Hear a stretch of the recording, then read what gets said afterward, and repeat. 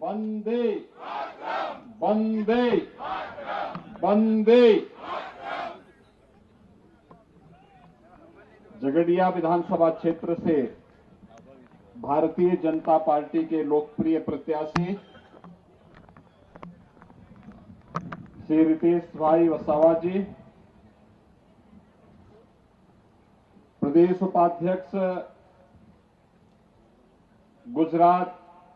श्री जनक भाई पटेल जी, लोकसभा के लोकप्रिय सांसद माननीय श्री निशिकांत दुबे जी, श्री विक्रम सिंह गरोड़ा जी, भारतीय जनता पार्टी के पूर्व अध्यक्ष श्री बलवंत सिंह गोहिल जी,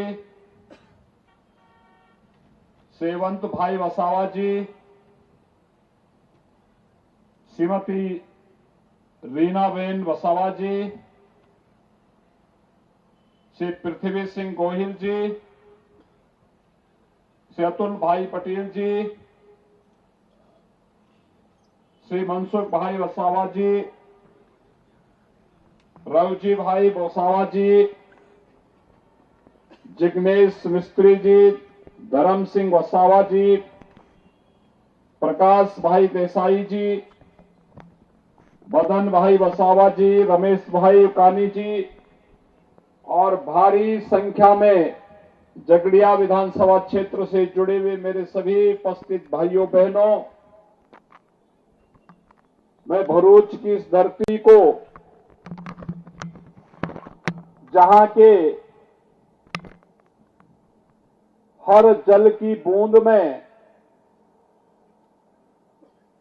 मां नर्मदा के दर्शन होते हों, ऋषि मुनियों ने तमाम देवालय जहां स्थापित किए हों, उसे कोटि कोटि नमन करते हुए मैं आप सबका हृदय से अभिनंदन करता हूं। भाइयों बहनों,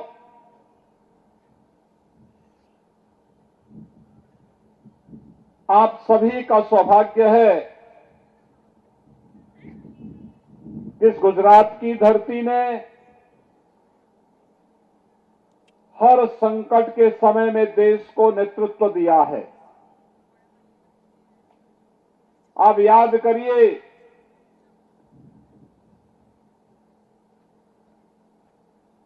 आजादी के उस आंदोलन की, जब भारत के नागरिकों के मन में एक भाव पैदा हो गया था कि लगता है कि देश अब कभी आजाद नहीं हो पाएगा।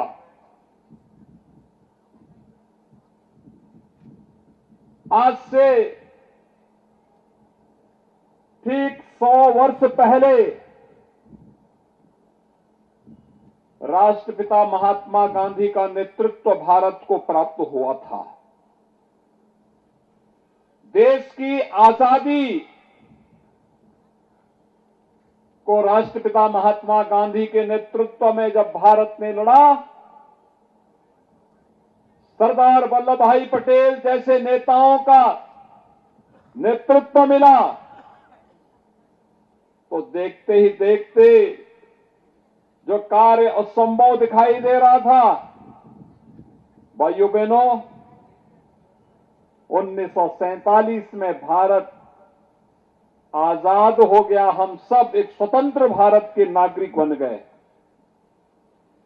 ये राष्ट्रपिता महात्मा गांधी की भूमि है गुजरात।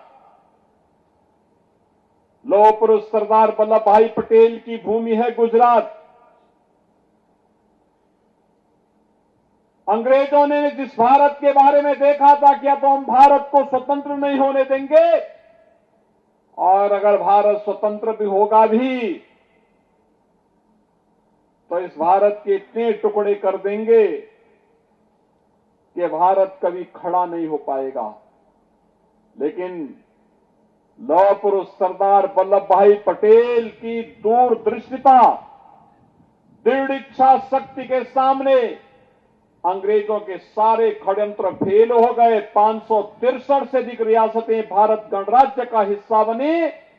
और वर्तमान भारत एक बार फिर से दुनिया के सबसे बड़े लोकतंत्र के रूप में खड़ा हो गया, जिस लोकतंत्र ने हम सबको एक ताकत दी है। भारत का हर वयस्क मतदाता मतदान कर सकता है। ये ताकत भारत के लोकतंत्र को मिली है, जिस भारत गणराज्य को लौह पुरुष सरदार वल्लभ भाई पटेल ने अपने लौह भुजाओं से स्थापित किया था।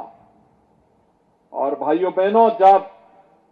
कांग्रेस के भ्रष्टाचार, अनाचार, अराजकता के कारण पूरा देश कहर रहा था, जब देश के नागरिकों के सामने असमंजस की स्थिति थी, अविश्वास का माहौल था, राजनीतिक नेतृत्व जब भारत के अंदर अविश्वास का प्रतीक बन गया था, उन स्थितियों में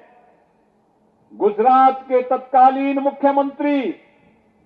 और आज के दुनिया के सबसे लोकप्रिय नेता श्री नरेंद्र भाई मोदी जी को इस देश ने नेतृत्व दिया। और आज जब देश अपनी आजादी का अमृत महोत्सव मना रहा है, कितना सुखद संजोग है, कितना सुखद संजोग है भाइयों बहनों, कि 1947 में हो सकता है कांग्रेसियों ने आपके घर में तिरंगा नहीं लहराने दिया होगा, लेकिन प्रधानमंत्री मोदी जी ने आजादी के अमृत महोत्सव वर्ष में हर घर में तिरंगा लगाने का काम कर दिया है। और यही नहीं,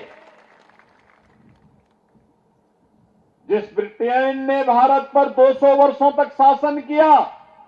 आज उस ब्रिटेन को पछाड़ करके भारत दुनिया की 5वीं बड़ी अर्थव्यवस्था बन गया है। भाइयों बहनों, ये हर भारतवासी के लिए गौरव की बात है। और इसीलिए आज मैं आपके बीच आया हूं। मां नर्मदा देश की 7 पवित्र नदियों में गिनी जाती है। इसकी पवित्रता जग जाहिर है। गुजरात में आकर के पहली बार भारत माता के महान सपूत प्रधानमंत्री मोदी जी ने लौह पुरुष सरदार वल्लभ भाई पटेल की उनके व्यक्तित्व के अनुरूप दुनिया की सबसे बड़ी प्रतिमा स्थापित करके सरदार सरोवर के तट पर केवड़िया के पास उसे जो भव्य स्वरूप दिया है, आज वो अपने आप में एक तीर्थ बन गया है। अपने महापुरुषों को सम्मान कैसे दिया जाता है, यह सीखना है तो प्रधानमंत्री मोदी जी के कार्यों से कांग्रेस सीखे। कांग्रेस ने सरदार वल्लभ भाई पटेल को कभी सम्मान नहीं दिया, बाबा साहब भीमराव अंबेडकर को सम्मान नहीं दिया, केवल राजनीति करती रही, सम्मान देने में हमेशा कोताही बरतती रही। लेकिन चाहे वह बाबा साहब भीमराव अंबेडकर से जुड़े हुए पंच तीर्थों की स्थापना का कार्य हो, और चाहे लौह पुरुष सरदार वल्लभ भाई पटेल से जुड़े हुए केवड़िया में उनकी भव्य और दिव्य प्रतिमा, दुनिया की सबसे बड़ी प्रतिमा की स्थापना करके उसे तीर्थ के रूप में स्थापित करने का कार्य किया हो,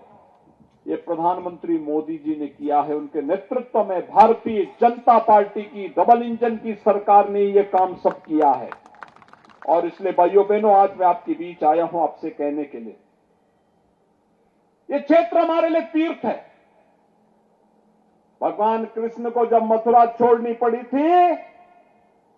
तो गुजरात के ही द्वारिका में आकर के उन्होंने अपना तीर्थ स्थापित करवाया था। आज हर भारतवासी गौरव की अनुभूति करता है जब भगवान सोमनाथ के भव्य मंदिर परिसर को देखता है, जब द्वारका धाम के पुनरुद्धार के काम को देखता है, मां अंबा जी के उस धाम को आज वर्तमान रूप में देखता है, हर भारतवासी गौरवान्वित होता है। और हर भारतवासी तब भी गौरवान्वित होता है जब प्रधानमंत्री मोदी जी की दृढ़ इच्छा शक्ति के सामने कांग्रेस के सारे षड्यंत्र फेल होते हैं और अयोध्या में भगवान राम की भव्य मंदिर के निर्माण का कार्य शुभारंभ होता है। भाइयों बहनों, अयोध्या में भगवान राम का भव्य मंदिर का निर्माण प्रधानमंत्री मोदी जी की दूरदर्शिता, उनकी दृढ़ इच्छा शक्ति का परिणाम है, जो कार्य 500 वर्षों में नहीं हो पाया, जो कार्य कांग्रेसी 55 वर्षों तक नहीं कर पाए, उस कार्य को प्रधानमंत्री मोदी जी ने मात्र 5 साल के अंदर करवा करके भव्य राम मंदिर के निर्माण के कार्य को आगे बढ़ा दिया है। आज अयोध्या में भगवान राम का भव्य मंदिर का निर्माण बन रहा है। भाइयों बहनों, 2023 के अंत में जब अयोध्या में भगवान राम अपने मंदिर में रामलला विराजमान होंगे, अयोध्या में भगवान राम का बनने वाला यह मंदिर भारत का राष्ट्र मंदिर होगा, भारत का राष्ट्र मंदिर होगा। हर भारतवासी को गौरव की अनुभूति कराने वाला मंदिर बनेगा और नए भारत की इस तस्वीर को दुनिया के सामने प्रस्तुत करेगा, जो भारत किसी के सामने झुकता नहीं है, अपने मूल्य और आदर्शों से डिगता नहीं है, हर विपरीत चुनौतियों का सामना करते हुए हमेशा विजयश्री को वर्ण करता है, वह भारत दुनिया के सामने होगा। और इसलिए भाइयों बहनों, एक और अयोध्या में भगवान राम के भव्य मंदिर का निर्माण का कार्य और दूसरी तरफ प्रधानमंत्री मोदी जी के कर कमलों से काशी में काशी विश्वनाथ धाम भव्य रूप ले चुका है। आज आप देखिए काशी में आकर के कितना भव्य स्वरूप काशी का हो गया है। काशी में भगवान विश्वनाथ का मंदिर किस रूप में भव्य स्वरूप ले चुका है। कभी अहिल्याबाई होलकर जी ने वहां पर औरंगजेब के द्वारा तोड़े गए मंदिर को पुनर्स्थापित करने का काम किया था और उसे भव्य स्वरूप देने का कार्य प्रधानमंत्री मोदी जी के नेतृत्व में आज काशी में संपन्न हो चुका है। केदारनाथ धाम और बद्रीनाथ धाम में आप जाएंगे, धाम फिर से भव्य स्वरूप ले रहे हैं। उज्जैन मध्य प्रदेश में आप जाएंगे, महाकाल का महालोक एक बार फिर से पूरी दुनिया को अपनी ओर आकर्षित कर रहा है। और इसलिए भाइयों बहनों, आस्था के प्रति सम्मान का भाव क्या होना चाहिए, यह भी देखना है तो प्रधानमंत्री मोदी जी के नेतृत्व में आज भारत के अंदर आस्था के प्रतीकों का सम्मान जिस भव्यता के साथ हो रहा है, उसे देख करके हम लोग अनुभव कर सकते हैं। और यही नहीं भाइयों बहनों, हम सब इस बारे में भी जानते हैं, देश का वैश्विक मंच पर सम्मान कैसे होना चाहिए। 3 दिन पहले आपने इंडोनेशिया के बाली में देखा होगा, प्रधानमंत्री मोदी जी G20 के देशों के जो समूह बना है, दुनिया के 20 वे देश जिनका दुनिया के 80% संसाधनों पर अधिकार है और उस समूह का अध्यक्ष भारत को बनाया गया है। 1 वर्ष तक प्रधानमंत्री मोदी जी के नेतृत्व में G20 के देश दुनिया में शांति, सौहार्द और समृद्धि के लिए आने वाली कार्रवाई पर कार्य करेंगे। इससे बड़ी गौरव की बात भारत के लिए क्या हो सकती है। और जहां तक भारत के अंदर आतंकवाद और नक्सलवाद की समस्या का समाधान का हो, आपने देखा होगा कांग्रेस ने देश को आतंकवाद दिया, माफिया राज दिया, गुंडागर्दी दी, लेकिन कश्मीर में धारा 370 भी प्रधानमंत्री मोदी जी के नेतृत्व में, उनके मार्गदर्शन में गृह मंत्री माननीय से अमित शाह जी ने हटा करके दृढ़ इच्छा शक्ति का परिचय देकर के देश को आतंकवाद की समस्या से सदैव के लिए समाप्त करने का एक बीड़ा उठाया और आज उसके परिणाम भी हम सबके सामने देखने को मिल रहे हैं। भाइयों बहनों, इस सदी की सबसे बड़ी महामारी के दौरान भी आपने देखा होगा, देश के प्रत्येक नागरिक के लिए उसके अनुरूप योजनाओं को बनाना, फ्री में टेस्ट, फ्री में वैक्सीन, फ्री में उपचार और 80 करोड़ देशवासियों को फ्री में राशन की सुविधा का लाभ भी प्रधानमंत्री मोदी जी के नेतृत्व में हर भारतवासी को प्राप्त हुआ। भाइयों बहनों, मैं आपसे पूछना चाहता हूं, क्या कांग्रेस कश्मीर से धारा 370 को हटाकर के आतंकवाद के खिलाफ देश की लड़ाई को आगे बढ़ाती? क्या कांग्रेस इस कार्य को कर पाती? क्या अयोध्या में राम मंदिर का निर्माण कांग्रेस कर पाती? आपको लगता है कांग्रेस कर पाती अयोध्या में राम मंदिर का निर्माण? क्या काशी में काशी विश्वनाथ मंदिर का निर्माण और भव्य स्वरूप काशी विश्वनाथ धाम का कांग्रेस कर पाती? भाइयों बहनों, जब कांग्रेस न देश को सुरक्षा दे सकती है, न समृद्धि की ओर अग्रसर कर सकती है, न आपकी आस्था का सम्मान कर सकती है और न ही आपके स्वयं के कल्याण के लिए किसी योजना को ईमानदारी के साथ लागू कर सकती है, तो फिर उस कांग्रेस को क्यों हम चुनते हैं? और भाइयों बहनों, राष्ट्रपिता महात्मा गांधी ने यही कहा था 1947 में जब देश आजाद हुआ था। उन्होंने उस समय पंडित जवाहरलाल नेहरू को एक सुझाव दिया था और उनका सुझाव था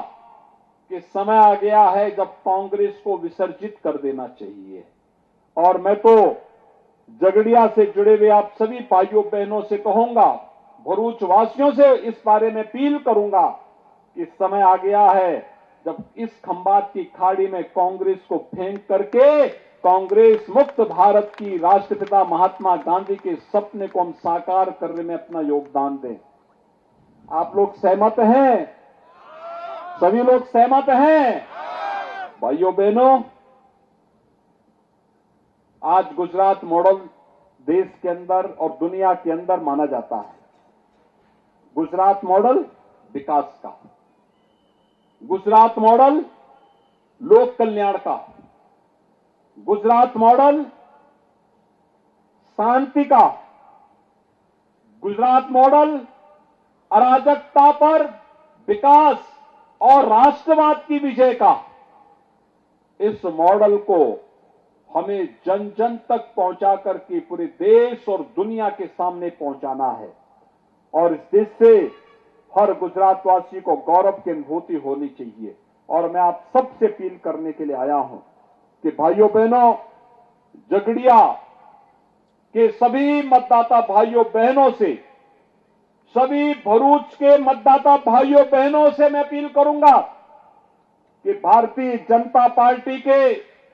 जितने भी इस क्षेत्र में, जितने भी इस जनपद में विधानसभा सीट हैं, उन सभी सीटों के बारे में हमें सोचना चाहिए। आप सब जानते हैं कि देश के अंदर समग्र विकास की जब बात आती है तो बिना भेदभाव के शासन की इन योजनाओं को हर घर, हर गांव, हर गरीब, हर किसान, हर नौजवान